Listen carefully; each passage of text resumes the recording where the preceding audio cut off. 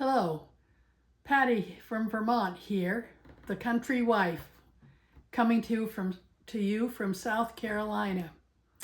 I hope everyone is well who is watching this podcast, and I hope that we will get this channel together. I have decided to make some changes and move the direction of the podcast. And move it in the same direction as the podcast that I enjoy. So you might wonder why I call this the country wife. A long time ago, 52 years ago, I married a man who had a small piece of property in Vermont, and he built a log cabin for us to live in as a family, and we had many things to do every day to keep our family going. We raised 5 children there in this log cabin. We had family cows. We started out with chickens because chickens are easy and there's nothing like a fresh farm egg. We had ducks and geese for one season, and that was a failure due to not having a pond for them. And we had a pig every year for a while. And family cows. We had as many as 4 family cows. And we had a garden. We took care of our property the best we could, with my husband being a school teacher and me a stay-at-home mom and then a working mom. Anyway, there were many things that had to be done by a wife who lived in the country. And so that's why I started in 2008. I started a blog called The Country Wife, it's sort of a journal of my life as a wife that has to do all kinds of things. When we were living in Portland, Oregon for 2 years, there were far fewer things to do. And so this podcast now I've decided is to share the things that I do. My idea of getting healthy is still in the back of my mind, and I'm still working on it. The idea of getting the house organized is very much at the front of my mind, particularly since one of our sons is coming to visit soon.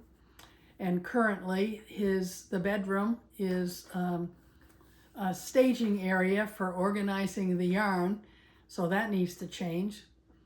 And the fulfillment part, that's where we're going to focus most of our energy now on this channel. And so I assume each time we have an episode, we will talk about whatever I've done during the week that was satisfying. And today I want to talk about a granny square Afghan that I have started. I will show you what I've made granny squares before in my life. And this time I watched Hooked by Robin. I love that girl. She is very good with what she does, and she teaches very well. And she suggested making one color granny squares to start in with. And even though I've made other ones before, there's always been a million ends, and that's not so much fun. But a friend of mine is turning 50, and I wanted to make something to commemorate that. So I've started by making 48 granny squares. They're approximately 4 inches square. And I got this crochet blocking board, so now that they can actually be square.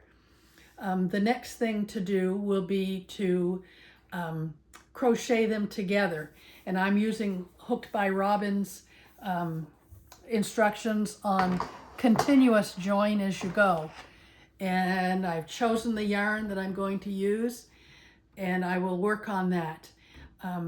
If I can figure out how to add a video, I will make a little video on something I learned as I was making these granny squares.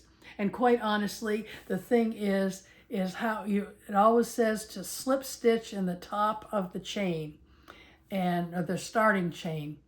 Well, I kind of did that, but I didn't do it very well, and I didn't really know. And then about 45 squares in, I finally got it.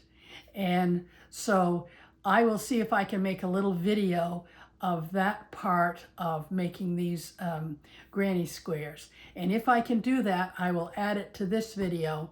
If not, I'll see if I can figure out how to do it for the next video. But anyway, so that's it for today. Granny square Afghan coming up. This needs to be made by next Wednesday, needs to be completed. So as soon as I finish this video, I'm going to start putting those squares together, joining them, and we'll see how it goes.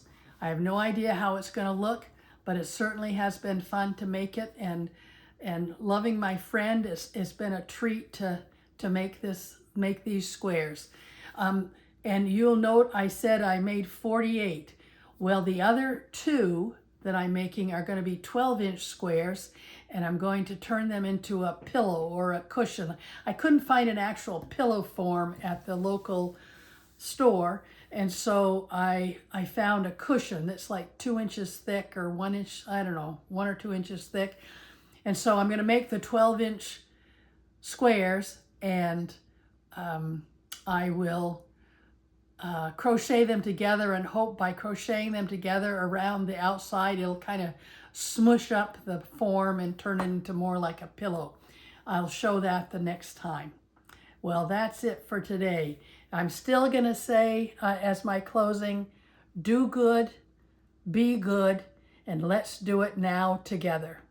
Thank you and have a great time until we meet again. Bye now.